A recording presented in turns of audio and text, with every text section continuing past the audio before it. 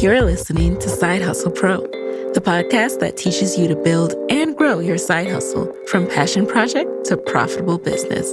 And I'm your host, Nikayla Matthews-Okome. So let's get started.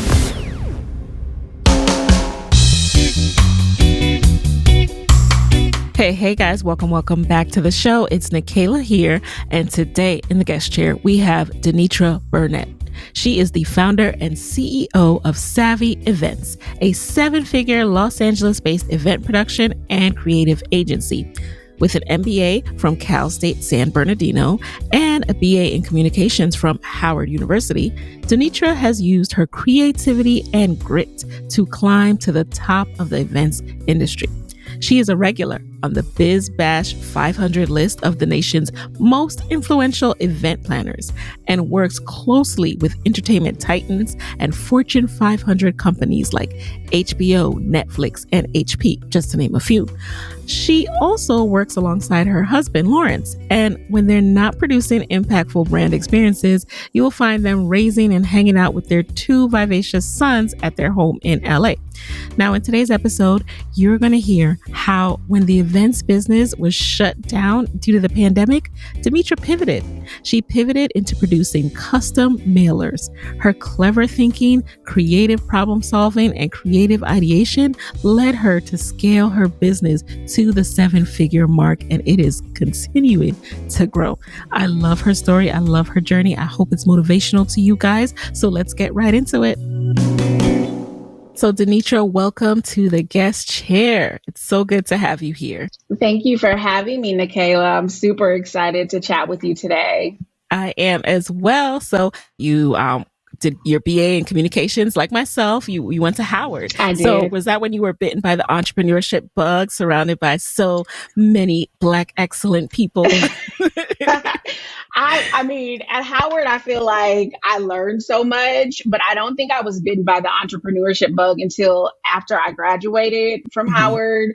I learned so much, of course, while I was there and just seeing everyone excel and so much Black excellence.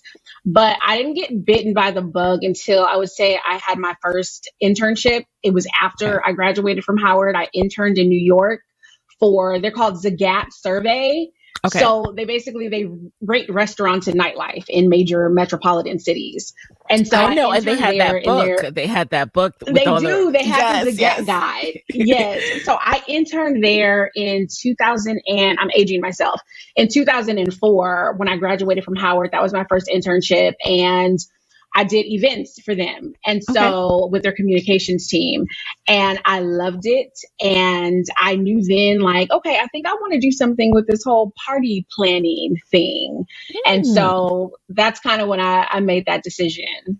So coming out of college, did you go immediately into this field? So that was the internship, right? So that was an internship. After I finished the internship in New York, I moved back home to the Inland Empire, Southern California. Okay. And I worked as a substitute teacher for a couple of years. I didn't really know what I wanted to do. I'm like, do I want to go back to school? So I applied to law school.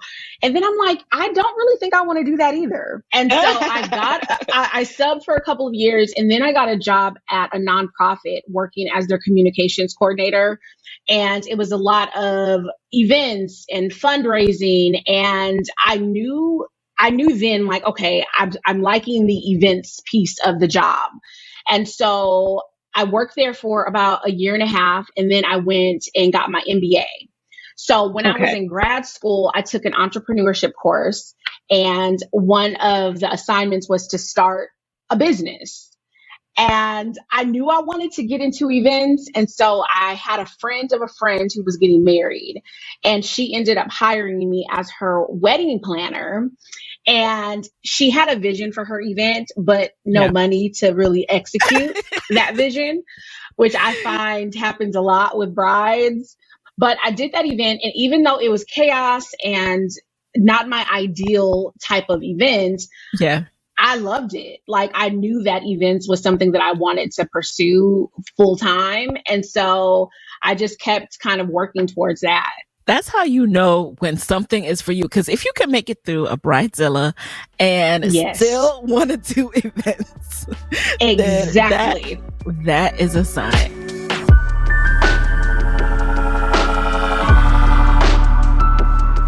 So what happened next? How long did you work not in events before you started actually doing it some more? So after I graduated from my MBA program, I got a full-time job as the director of community relations for a university. And Okay. so the great thing about that is I got to do events still. So I was still working in the event space and really cultivating relationships, which I think has been key just kind of to where I'm at today is just the relationship cultivation piece of it. But I worked at that university for 2 years. I did events, but I was also doing weddings on the side. So I Okay. did events for my 9 to 5. We did like different community events. We did an event. I was actually on the Tia and Tamara show a million years ago with Tamara because she served Get as our out. keynote speaker. I know she served as our keynote speaker for one of the events that I did. And I knew that I wanted to do large events. I knew I wanted to do corporate events. Yeah. And at some point, I wanted to pivot out of doing weddings. But Okay. I did weddings on the side. I made money, on the weekends doing weddings as just like a day of coordinator for a lot of brides. And I did that through 2015. I got laid off from my full time job.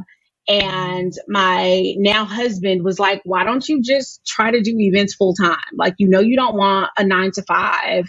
Why don't you try to pursue this full time? And so I did. I started pursuing events full time in 2015. Shout out to hubby. Shout out to supportive partners who see your Yes, vision. Okay. Relatable content. exactly. So once you started pursuing it full time, what were some of the first steps you took to take it and really formalize it as a business and to start taking it up a notch? For sure. So I did my DBA, of course, I did a DBA for the first couple of years before I moved on to an LLC. But I did my DBA and then I started reaching out to people that I knew. Hmm. I would post on, I think back then I was posting on Facebook, just letting people know like, hey, I'm offering these event planning services. And then I would start getting gigs. So I Yeah. remember my pastor was doing an event for her 50th birthday back then, and they hired me to plan the Yeah. event. I had friends tell some of their jobs about me. So then I started getting hired for corporate stuff. Mm. And it was really just being strategic with letting people know that I was offering the service. And that's how I started to just get more and more events rolling in. I've always been really Hustling. smart Yeah. and really kind of savvy with like reaching out to people. So Okay. I'm And always going to shoot my shot. yes, yes, I love it. Now, in those beginning days, were you also like putting up a website and starting? I know you have your social media channels now. At what stage did you incorporate that element? So I have done websites from the very beginning, even when I Okay. was, posting my services on Craigslist back in the day. I would go on Etsy and I would always find someone who had like a website template or something. And I always had a website. From the beginning, I always made sure that I became friendly with the photographers that shot my events. So Mm, if it was a wedding, I would always make sure that I got the photographer's information. And then she would share pictures with me after the wedding. And so I always made sure I kept my portfolio tight. And that's something from the very beginning. So even when it yeah. was like super basic events, I Yeah. had pictures of them. And Okay. I was able to leverage that into getting more events because I mean, in the event space, people want to see what you can do. Yeah. And this was, Facebook was around then and Instagram was very new. So I would post on those channels, but I don't know if that was super helpful in the beginning. I know that my website helped and I would blog Okay. all of the events. So I always tried to be strategic when it came to social media and just like having a web presence. Mm. And as you were building, how did you manage bandwidth of actually doing the events, right? And not having Mhm. all of your weekends or all of your weeks devoted to other people. How did you manage that while also making sure that you had a certain amount of income each month? Not very well. To be completely honest, in the beginning, luckily, my husband worked. And Yeah. so if I had really slow months, it's like, well, we have enough to pay the rent. We have enough to pay this car note, Yeah. like we're going to figure it out. Right. And so in the beginning, it was hard because I would take any client that came my way. If you had a $5,000 budget, I will make your $5,000 budget work. And even if I'm making $250, like Oh it was man. kind of crazy. Yeah. But Yeah. I Yeah. always knew if I was able to pivot out of weddings and into corporate, there was just more money. Like there's just more money in corporate events and there's less emotion. Yeah.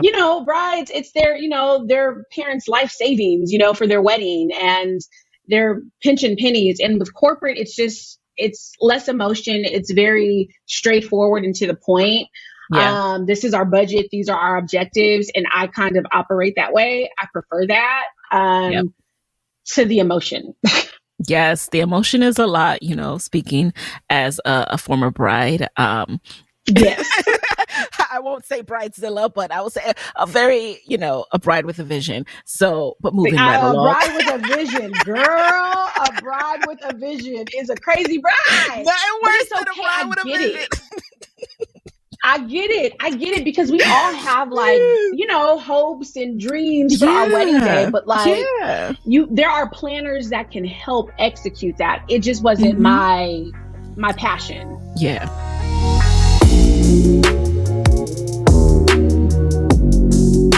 I was going through your Instagram recently and, something that you mentioned really stood out to me. And you said, we can talk about work-life balance and boundaries later, but, I will answer that call at 11. I will do work at this time. How do you manage that, especially being a mom? Like what makes you okay with that right now? So it's a constant juggling act, right? I am growing now, and we'll talk about this, a completely new division of my business. Right. And I'm working with clients that require so much of me that in this season, I'm okay with that. It's something I am working on. Like I talk to my therapist. I have 2 cell phones now. I have one for work, one for personal. So I have been trying to be a little bit more conscious of setting those boundaries with clients.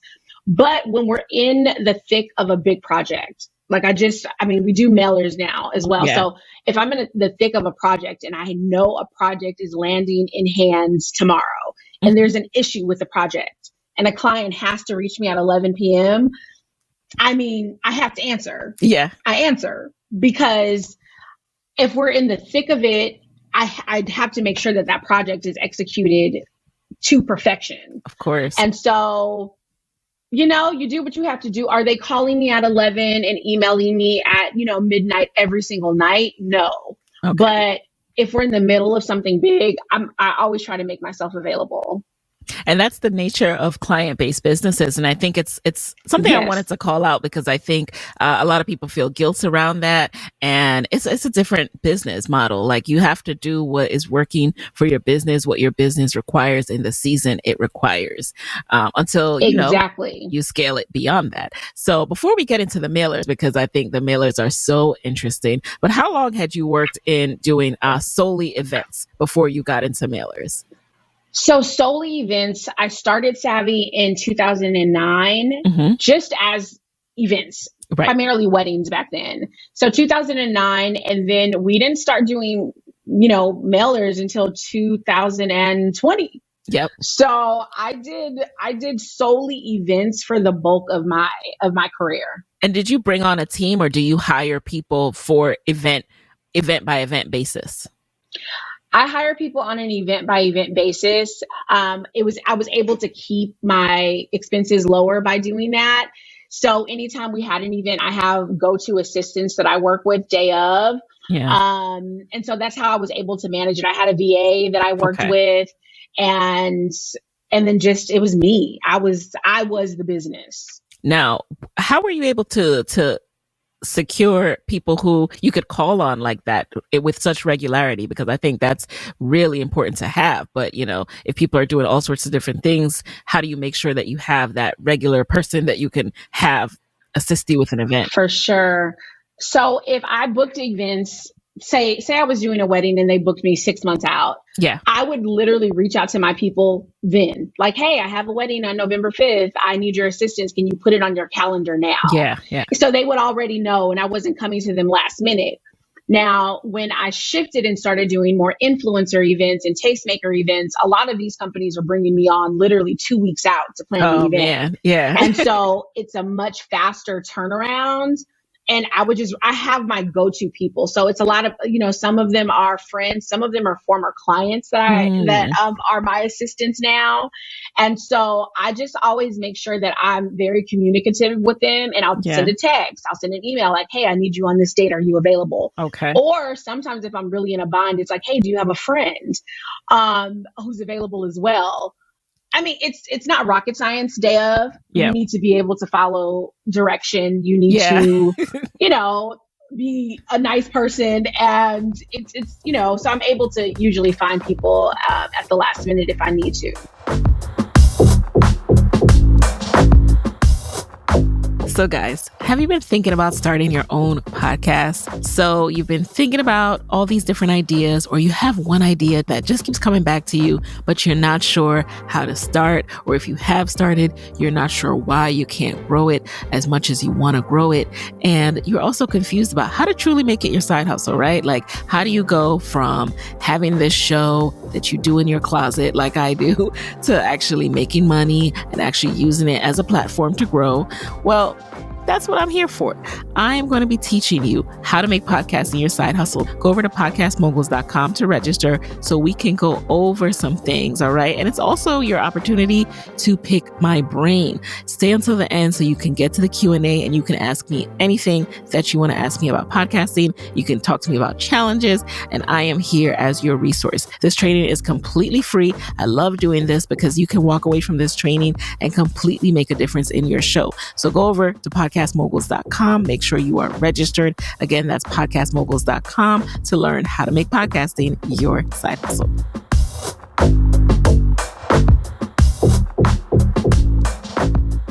So let's talk about money a little bit. Now, for people who are in the event space who are listening to this, how do you go about your projections? How do you go about your bookings, and how far in advance do you try to book up to make sure you can project out your income for the year? That's a little challenging to do, especially when I kind of pivoted to doing more corporate and influencer events. Mm-hmm. Like I said, with the influencer events, they're very last minute. Okay. So I work with a lot of PR agencies. So they'll reach out to me like, hey, we're coming to LA for an event. We need you to secure a venue, handle the design, and we have 2 weeks to do this. That's stressful. And so it can definitely be stressful, but I have such solid vendor relationships, mm-hmm. and I know so many of the venues here, mm-hmm. that it's not difficult for me to be able to pull that off.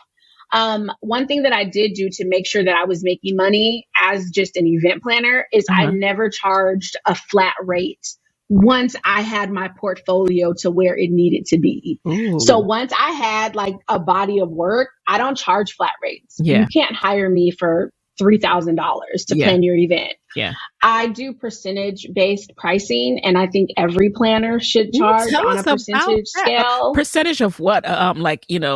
Registration? So I do a percentage of the overall budget. Okay. So if you hire me to produce an influencer event, for instance, and I know, as I'm working through the numbers, your budget's going to be approximately $60,000. I'm always 25% of your budget. That's our fee. Yeah. To produce, design, manage the events. I have minimums, and the minimums are typically based on like the size of the event, the scale of the event. And I always make sure that I make money. This is because in the beginning I didn't do that. This. Yes. Really? So in the beginning, a client would come to me and say, hey, I have a $25,000 budget. More so in the corporate space. They would say, hey, I have a $25,000 budget. And then we'd get to planning, and then that budget would balloon. And now that budget is $50,000. Mm-hmm. And now instead of just managing maybe 5 vendors, I'm managing a team of 10 vendors. That's more work for me. Yeah. That's more work for my VA. So I'm spending more money on her hourly rates.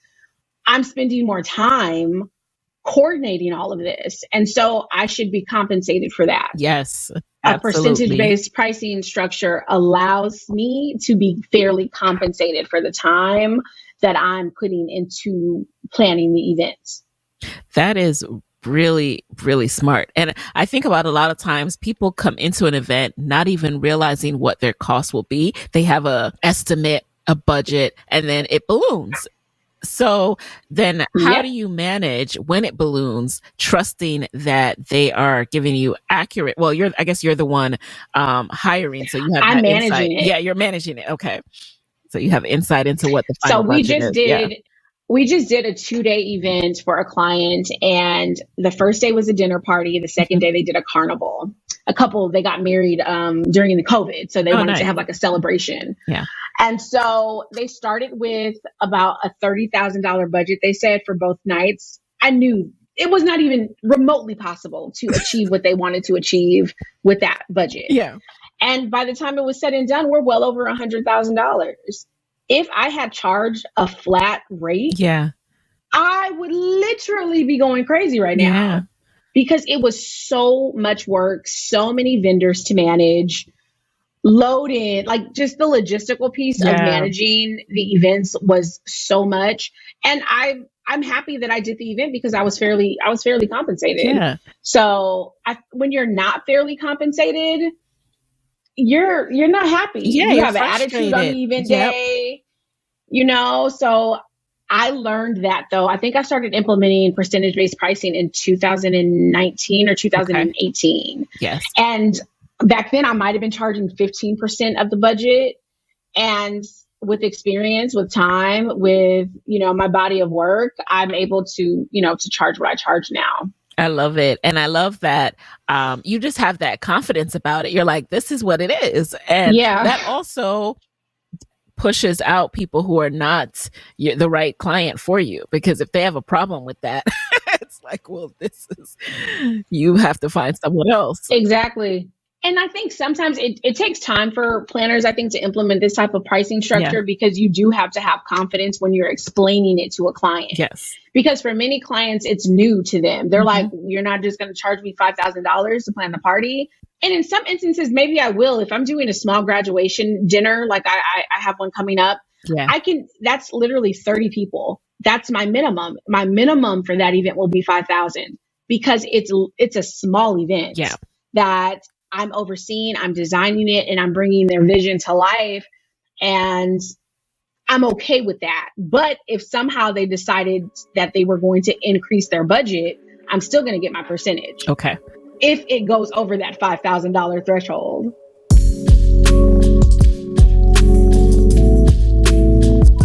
So for smaller planners who are working their way up, how many years do you suggest someone working, or is there like a bulk of events, like a number of events they should have experience planning, or a size tiers that they should have experience planning well before they look into percentage-based pricing?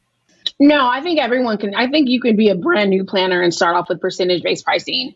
It's percentage-based, but you can have a minimum. Okay. So that minimum, as long as you're sure that with that minimum, you're able to cover your expenses, your staffing, your needs to still be profitable, charge your minimum. If that's, if you're in Oklahoma and that minimum is $3,000 for whatever the packages, that you're offering, if you offer packages, I think that's perfectly fine. But that if a client decides to go up on their budget, you're going to be covered. Okay.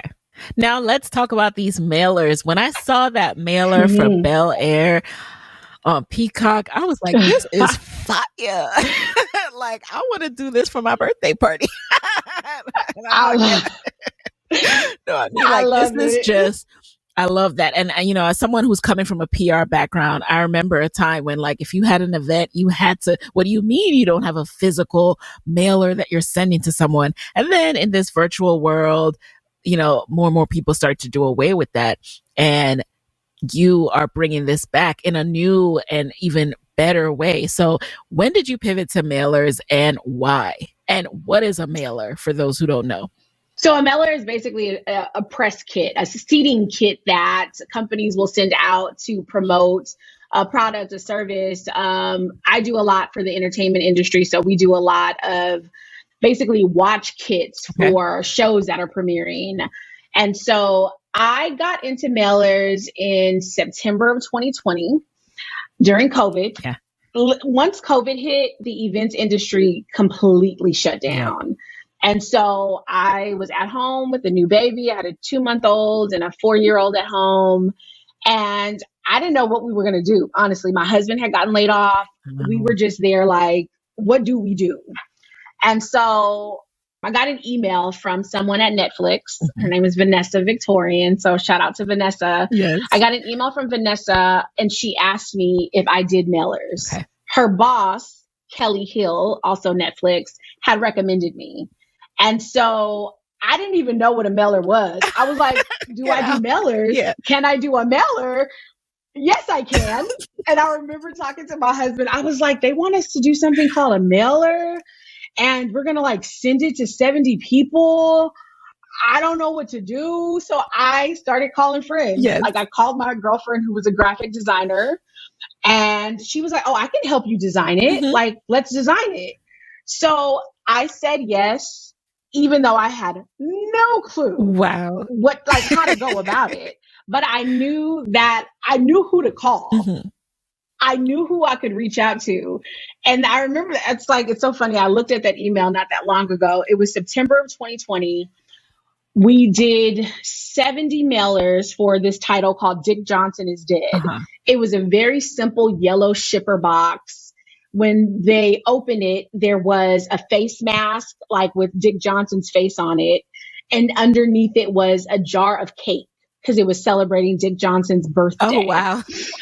So Netflix's thing was they really wanted to figure out how we could send a cake to people. And I reached out to my baker and she's like, you know what? We can do like mason jars and fill them with cake and we can ship them anywhere. And we did that first mailer. I talked about it on my Instagram. It was a nightmare. We did it in the middle of our living room. We were in our living room of our 2-bedroom townhouse. I had a 4-year-old who was out of school because of the pandemic. And I was wearing my 2-month-old baby. And my husband and I literally put all of these 70 boxes together in the middle of our living room. He drove them to FedEx because back then we didn't even know how to like schedule a FedEx pickup. Yeah. I look back and one of my girlfriends was like, you should take a picture of what this looks like right now because you're like, this is going to go somewhere. Yeah. I thought she was crazy, but I snapped a picture with me holding Joshua and all of these yellow boxes behind me. And I look back at it like, look at God. Wow. Like it's bigger than anything I could have ever imagined. That is amazing. Oh my gosh. Like, did the boxes get there? When you said nightmare, I was like, oh no. Was it like mail issues? They got there. Okay. They got there and the clients were the client was so happy that right after we did that project, they contacted me to do Ma Rainey's Black Bottom, Chadwick's last film. And mind you, we had only done the one little small mailer. Now you're like a professional mailer company.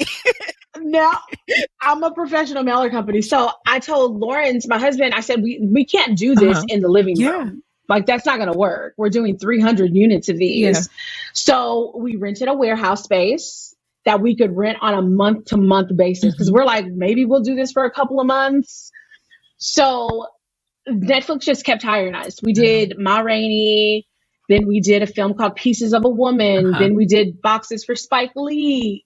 It just ballooned after that. And here we are today. I think to date, we've done about 40 mailers for companies. And it's a completely new business. It's a completely new division of my business. So how did that change as far as when you do an event, right? And we just talked about, the percentage and how the budget gets so it balloons and all this stuff. Did your business model change such that you were making less with the mailers? Are you making similar or more? Like, how did you accommodate that new arm as you waited for events to pick up? For sure. So we do the same pricing structure. I still do a percentage-based pricing structure with the mailers. And The business it's grown. Mm-hmm. So in 2019, we probably brought in around 200,000 in revenue on Yeah. events, which was like, I was making good. I was happy with Yeah. that. This year, we're slated to make multiple seven figures. It's Snap, snap, insane snap, to snaps. say it out That's loud. awesome. Say it out loud. Shout it. It's very, Yeah. it is so funny. I talked to my therapist about Yeah. this. I'm like, this is so weird. And she was like, why is it weird? Right. Because you're literally doing the work. And so now the business is making good money. And it's crazy to me that we work with some of the largest companies in the world. Mm-hmm. They are trusting us to produce these mailers because I think what we do is so different than anything else that I'm seeing in the market right now. And one of my clients told me that what sets me apart is that I'm a joy to work with. Wow. It's hard with agencies because some people get ego. Yep. There's absolutely no ego in this for me. I am still operating like I'm that woman holding the 2-month-old baby in my 2-bedroom townhouse. I want to do well. I want to bring my best. Every single time these clients are getting my absolute best. And so if that means me and my husband and our boys are all in the warehouse together, putting boxes together, then that's what we do. So as you're working with these major corporations, are you also adapting your staffing structure to incorporate some of the skill sets that you'll need to continue to produce these mailers? For sure. So we currently, right now, I'm the CEO, I'm the founder, and my husband is working full time with us now as the chief operating officer. And he basically manages the warehouse and the warehouse staff as well. And then I have a lead graphic designer who is absolutely phenomenal. But just based on our workload, we need more than just her. She's awesome, but we're now looking to bring on another graphic designer to basically work under her as her associate designer. Okay. I have my executive assistant that works with me. And then we're growing so much that now is the time that we have to start thinking like a big girl business. We're not this, small business anymore, just doing, maybe 10, 15 events a year. Now we're doing, I think we've already done 9 mailers and it's April. So the rest of the year is extremely busy for us and we have to just staff accordingly. Have you started doing live events again as well? I have. So last weekend was my first. I did 2 live events last weekend. We have a gala coming up in May for our clients and we constantly get inquiries, but right now I've been having to turn so many, prospective clients away. So I think we're going to be bringing on an event manager as well that can, because I don't want to give up events. Like I still love events. Events is how I started. And so I still want to be able to offer that service. It's just right now the mailer piece is just taking priority. Yeah. And we're still in a time where events are slower than they used to be. They're definitely ramping back up, but we're still in a time where, mailers are very much needed.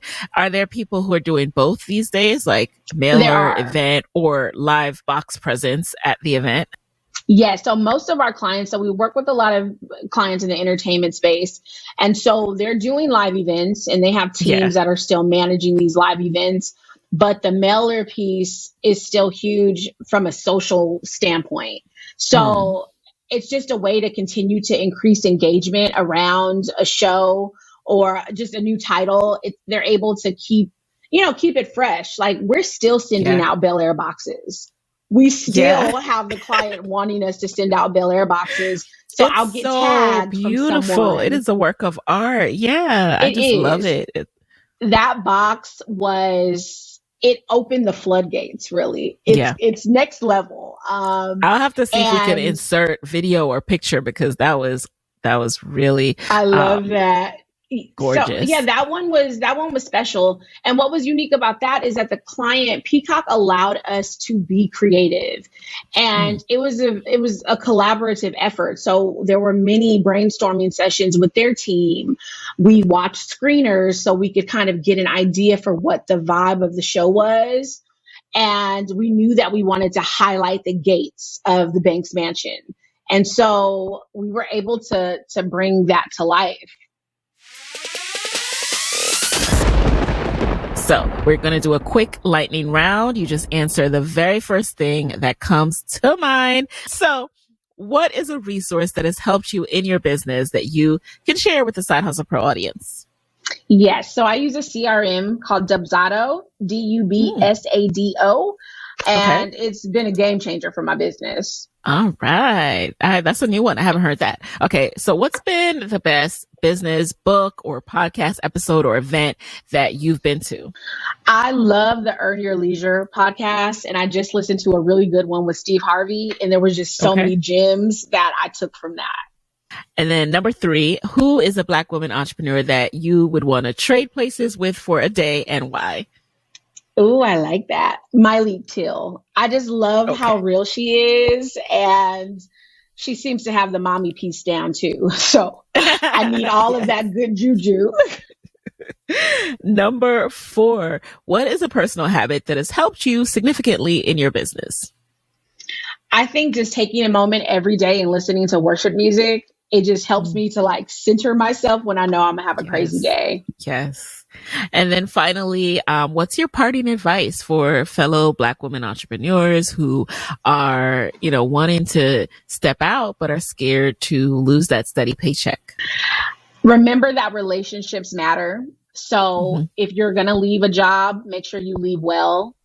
Yep. Make sure that you are genuine with people, because you never know who can help you in the future. You never know. So never burn a Yeah. bridge. So where can people connect with you and learn more about Savvy Events after this episode? You can find me on Instagram. It's at Savvy Events LLC.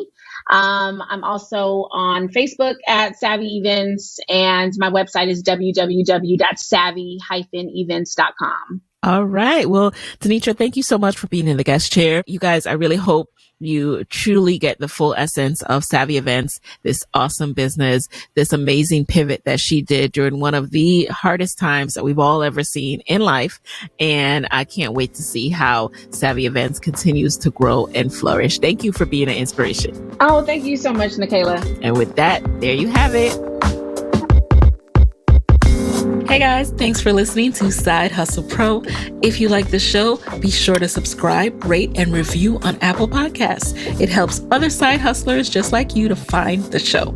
And if you want to hear more from me, you can follow me on Instagram at Side Hustle Pro. Plus, sign up for my 6-bullet Saturday newsletter at sidehustlepro.co/newsletter. When you sign up, you will receive weekly nuggets from me, including what I'm up to, personal lessons, and my business tip of the week. Again, that's sidehustlepro.co/newsletter to sign up. Talk to you soon.